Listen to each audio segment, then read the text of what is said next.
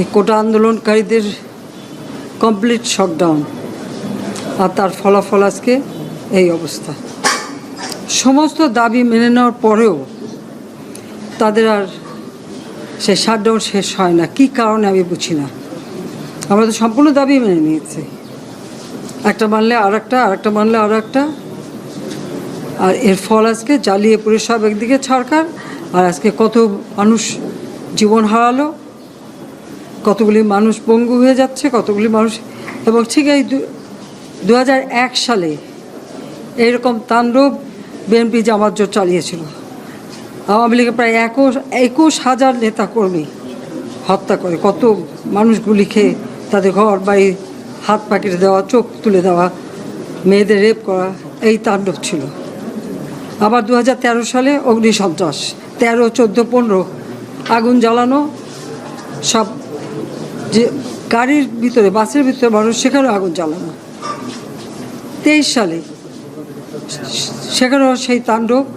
আর প্রতিবারই পুলিশের উপরে আঘাত, পুলিশের হত্যা, মানুষ মেরে ঝুলিয়ে রাখা, পুলিশ মেরে ঝুলিয়ে রাখা, গাজীপুরে আমাদের কর্মী মেরে ঝুলিয়ে রাখা। এটা কি ধরনের রাজনীতি আমরা জানি না। যেখানে দাবি করেছে প্রত্যেক দাবি আমরা মেনে নিয়েছি।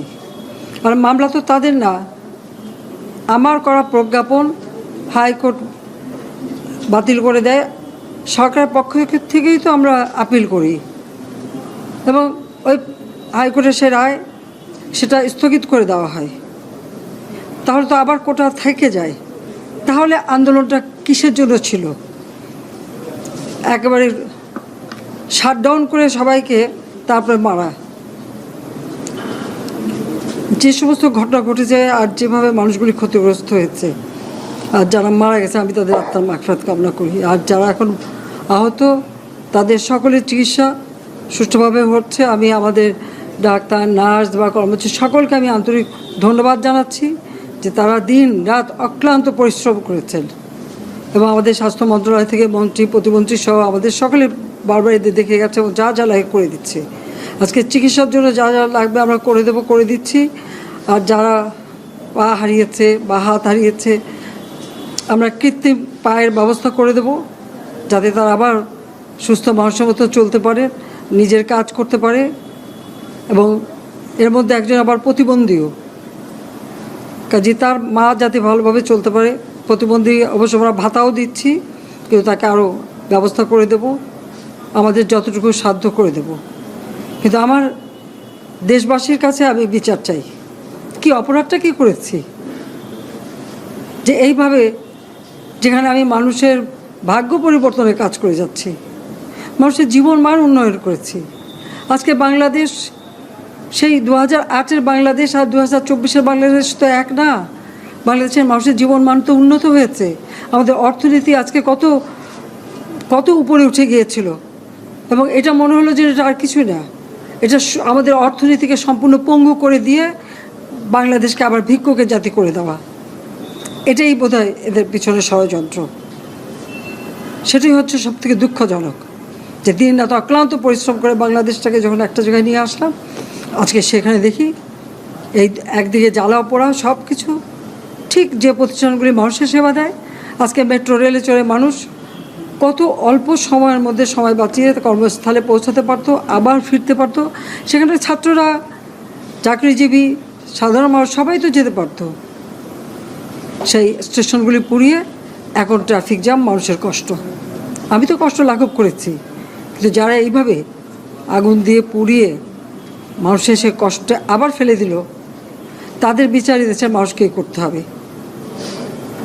আমি খালি সকলের সহযোগিতা চাই।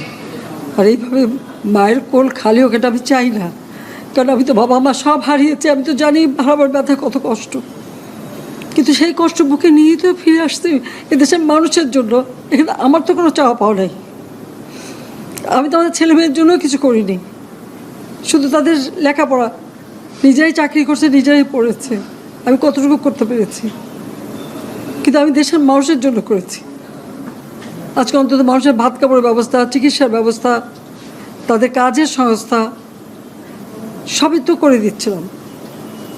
যখন আমরা এক উন্নয়নশীল দেশে মর্যাদা পেলাম, তখনই এই তাণ্ডব করে ঠিক যে জায়গাগুলি মানুষের সেবা করবে সেই জায়গাগুলিতেই আঘাত, শিক্ষা প্রতিষ্ঠানে হল ভেঙে দেওয়া।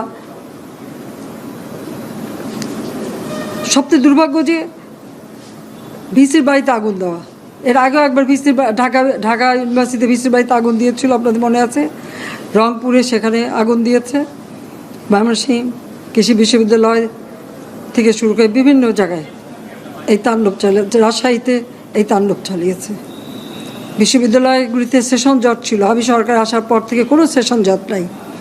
লেখাপড়ার মান উন্নত করা, যাতে এখান থেকে পড়ে আবার বিদেশেও পড়তে হবে, সেই ব্যবস্থাও করে দিয়েছি। কিন্তু তারপরেও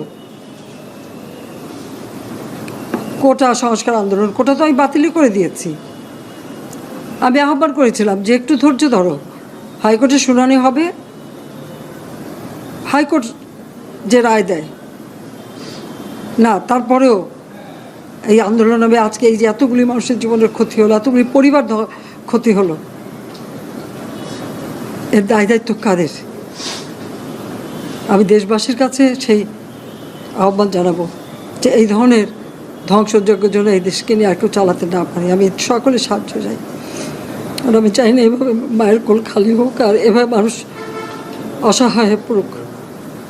এই হাসপাতালটাই তো আজকে আপনারা দেখেন কত সুন্দরভাবে করে দিয়েছি। কিছু নেই হাসপাতালে, একটা লিফটও ছিল না আমি যখন সরকারে আসি। আর সেই হাসপাতালও আমার আব্বা স্বাধীনতার পর জাতির পিতা বঙ্গবন্ধু শেখ মুজিবই করে দিয়েছিলেন। আমি সেটা উন্নতি করেছি বলেই তো আজকে চিকিৎসা দিতে পারছি, নইলে এত রোগীর চিকিৎসা দেওয়া কোনোদিন সম্ভব হতো না। তো আমার কি এটাই অপরাধ যে আমি মানুষের জীবন মান উন্নত করার জন্য কাজ করেছি আর সেই জায়গাগুলিকে হামলা করতে হবে? কোভিড-19-এর সময় যেখানে আমরা সব থেকে ভালোভাবে মানুষের চিকিৎসা দিতে পেরেছি, সেই কোভিড হাসপাতাল সেখানে আগুন দিয়েছে। এটা কি ধরনের খেলা? আমরা নিজেরা এই সমস্ত জিনিস নিয়ে অনেক ভিন্ন মত পোষণ করছি। কেউ কেউ এই জিনিসটাকে ভিন্ন খাতে প্রবাহিত করার চেষ্টা করছি। সেটা আমাদের জন্য মঙ্গলজনক হবে না। আজকে যদি আমার যে উপদেশ আমি কিছু দিয়ে যাব, সেটা যদি আপনারা গ্রহণ করেন, আপনারা লাভবান হবেন, আমি এটা আপনাদের নিশ্চিত করছি। আমরা নিজেরা ভেদাভেদ সৃষ্টি না করি, আমরা নিজেরা ইউনাইটেড থাকি। আমাদের মধ্যে যদি কোনো সমস্যা থেকে থাকে, কোনো ব্যত্যয় থেকে থাকে, কোনো গ্রিভান্সেস থেকে থাকে, সেটা আমরা আলোচনার মাধ্যমে সমাধান করব। এটার জন্য ডানে বায়ে দৌড়িয়ে কোনো লাভ হবে না, নিজের ক্ষতি ছাড়া কোনো লাভ হবে না। আমি আপনাদের এই জিনিসটা নিশ্চিত করে দিচ্ছি। কিছু কিছু সদস্যদের দাবি যে তারা 2009 সাল থেকে আজ পর্যন্ত বিভিন্ন শাস্তি পেয়েছেন। কেউ কেউ দায়ী করছেন যে তারা অযাচিতভাবে শাস্তি পেয়েছেন। এটার জন্য আমি একটা বোর্ড করে দিয়েছি, একজন লেফটেন্যান্ট জেনারেল সেই বোর্ডের সদস্য।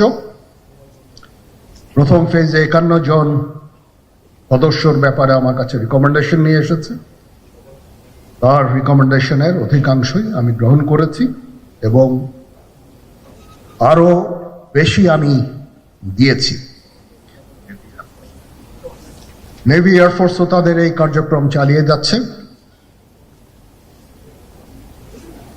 আমার স্ট্যান্ড পয়েন্ট হচ্ছে, যদি কেউ অপরাধ করে থাকে সেটার জন্য কোনো ছাড় হবে না, বিন্দু মাত্র ছাড় নাই।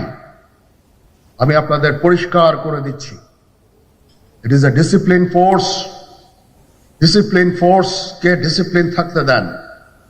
আজকে এই যে দেশের ক্রান্তি লগ্নে সমস্ত বাহিনী, সমস্ত অর্গানাইজেশন বিপর্যস্ত হয়ে পড়েছে। খালি সেনাবাহিনী টিকে আছে, বিমান বাহিনী টিকে আছে, নৌবাহিনী টিকে আছে। কেন? Because of discipline. তারপরেও আমি আমার অফিসারকে আদেশ দিয়েছি, যদি সামান্যতম কোনো সন্দেহের অবকাশ থাকে, কোনো কার বিরুদ্ধে যেই অ্যাকশন নেওয়া হয়েছে, অপরাধী কিনা যদি সামান্য কোনো সন্দেহের অবকাশ থাকে, সেটা তাদের ফেভারে যাবে। এটা হচ্ছে আমার ঢালাও নির্দেশ। সেই হিসাবে বিভিন্ন প্রস্তাব আমার কাছে এসেছে। কোনো কোনো প্রস্তাবে আমি আরো আমার নিজে থেকে যোগ করে আরো বেশি আমি দিয়েছি। এভাবে পর্যায়ক্রমে অফিসাররা অ্যাপিয়ার করবে, আসবে, এবং তাদের এই জিনিসগুলো আমরা দেখব। দেখে যদি মনে হয় যে তাদেরকে করার অবকাশ আছে কিছু, অবশ্যই আমরা করব। এটা ন্যায় নীতিতে আমরা প্রতিষ্ঠিত থাকব। আপনারা কিছু মনে করবেন না, আজকে আমি একটু পরিষ্কার করে আমি কথা বলতে চাই। আপনাদের সবার হয়তো ভালো নাও লাগতে পারে, কিন্তু বিশ্বাস করেন, আমার এটা যদি আপনারা গ্রহণ করেন, আপনারা লাভবান হবেন, কোনো ক্ষতি হবে না দেশের। আমার অন্য কোনো আকাঙ্ক্ষা নাই। আমার একটাই আকাঙ্ক্ষা, দেশ এবং জাতিটাকে একটা সুন্দর জায়গায় রেখে ছুটি করা। I had enough. Was last 7-8 months I had enough. আমি চাই দেশ এবং জাতিকে একটা সুন্দর জায়গায় রেখে আমরা সেনানিবাসে ফেরত আসব। আরেকটা জরুরি বিষয় যেটা আমি ভাবলাম যে আপনাদের সাথে আমি শেয়ার করি। দেশের এই আইন শৃঙ্খলা পরিস্থিতি খারাপের পিছনে কিছু কারণ আছে। প্রথম কারণটা হচ্ছে যে আমরা নিজেরা হানাহানির মধ্যে ব্যস্ত, একজন আরেকজনের বিরুদ্ধে বিষোদ্গারে ব্যস্ত। এটা একটা চমৎকার সুযোগ অপরাধীদের জন্য। যেহেতু আমরা একটা অরাজক পরিস্থিতির মধ্যে বিরাজ করছি, তারা খুব ভালোভাবেই জানে যে এই সময়ে যদি এই সমস্ত অপরাধ করা যায় তাহলে এখান থেকে পরিত্রাণ পাওয়া সম্ভব। সেই কারণে এই অপরাধগুলো হচ্ছে। আমরা যদি সংগঠিত থাকি, একত্রিত থাকি, তাহলে অবশ্যই এটা সম্মিলিতভাবে মোকাবেলা করা সম্ভব হবে। Police, RAB, BGB, DGFI, NSI এগুলো দেশের জন্য অত্যন্ত গুরুত্বপূর্ণ কাজ করেছে অতীতে। খারাপ কাজের সাথে অসংখ্য ভালো কাজ করেছে। আজকে যে দেশের স্থিতিশীলতা, দেশটাকে যে এত বছর স্থিতিশীল রাখা হয়েছে, এটার কারণ হচ্ছে এই সশস্ত্র বাহিনীর বহু সেনা সদস্য, সিভিলিয়ান সবাই মিলে এই অর্গানাইজেশনগুলোকে, অসামরিক, সামরিক সবাই মিলে এই অর্গানাইজেশনগুলোকে এফেক্টিভ রেখেছে। সেই জন্য আজকে সুন্দর, এতদিন ধরে আমরা একটা সুন্দর পরিবেশ পেয়েছি। এর মধ্যে যারা কাজ করেছে, যদি অপরাধ করে থাকে সেটা শাস্তি হবে, অবশ্যই শাস্তি হতে হবে। না হলে এই জিনিস আবার ঘটবে। আমরা সেটাকে বন্ধ করতে চাই চিরতরে, কিন্তু তার আগে মনে রাখতে হবে আমরা এমনভাবে কাজটা করব এই সমস্ত অর্গানাইজেশনগুলো যেন আন্ডারমাইন না হয়। আজকে পুলিশ সদস্য কাজ করছে না, একটা বিশাল বড় কারণ হচ্ছে অনেকের বিরুদ্ধে মামলা, অনেকে জেলে। RAB, BGB, DGFI, NSI panicked.